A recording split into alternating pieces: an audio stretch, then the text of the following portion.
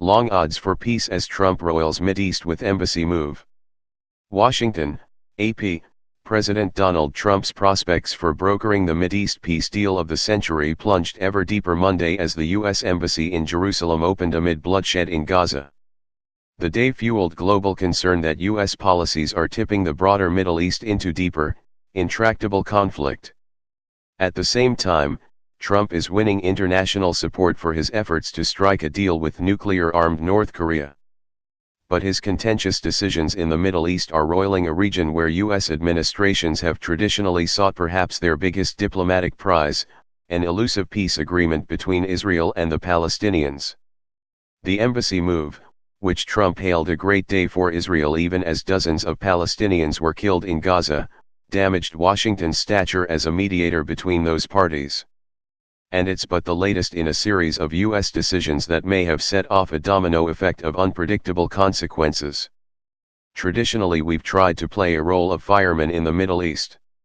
Now we're playing the role of arsonist, said Elon Goldenberg, a former State Department and Pentagon official who runs the Mideast program at the Center for a New American Security.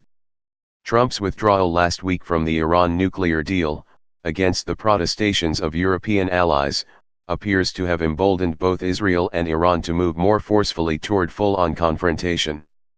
In Syria, Trump's eagerness to pull out U.S. troops as soon as the Islamic State group is defeated has forced a reckoning by Iran's enemies about the possibility that Tehran will fill the void.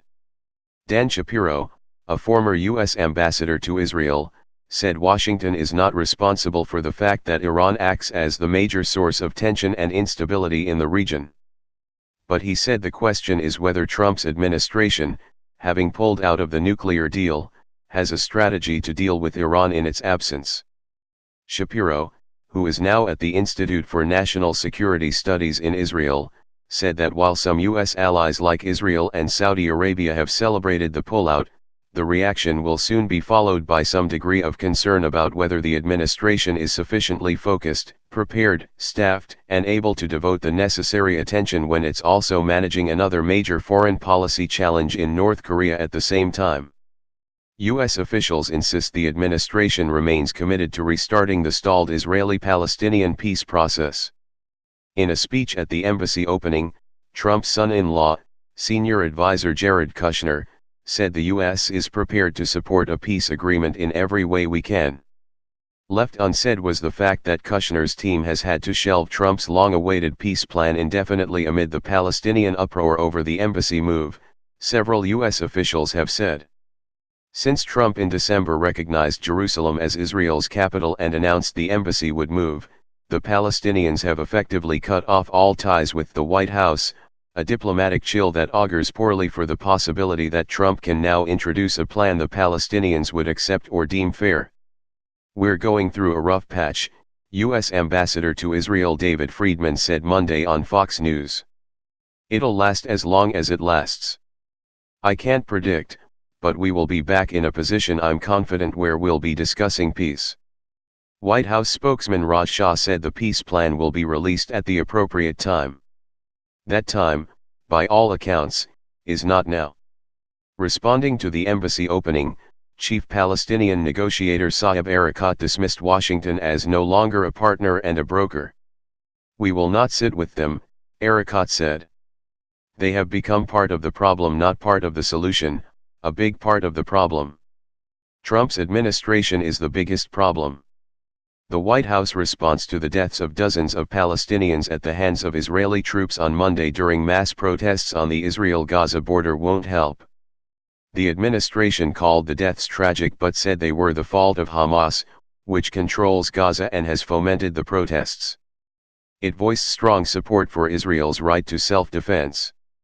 The renewed Gaza violence has created the unsettling but real possibility that Israel, far from enjoying a new era of peace with its neighbors, could soon find itself fighting wars on two fronts, with the Hamas militants who run the coastal Gaza Strip, and with Iranian troops and Iran-backed Hezbollah fighters in Syria. Already, fallout from the embassy opening has spread far beyond Jerusalem, illustrating how in the delicate Mideast, one point of conflict often begets another. Jordan's King Abdullah II took to Twitter to say the embassy move would have dangerous implications for security and provoke Muslims and Christians. Thousands gathered in Turkey to protest the move.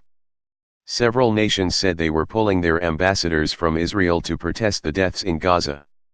An Erekat announced Monday that Palestinian leadership in the West Bank had decided to file a war crimes complaint against Israel with the International Criminal Court. The U.S. has selected one of the most sensitive, one of the most difficult issues, to step in and put forward a position that it knows will be significantly damaging to its efforts, said Khalil Shikaki, a Palestinian pollster and head of the Palestinian Center for Policy and Survey Research.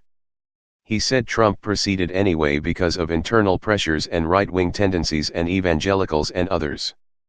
I cannot see the U.S. being an honest broker, whatsoever, as far as the Palestinian public is concerned, he added.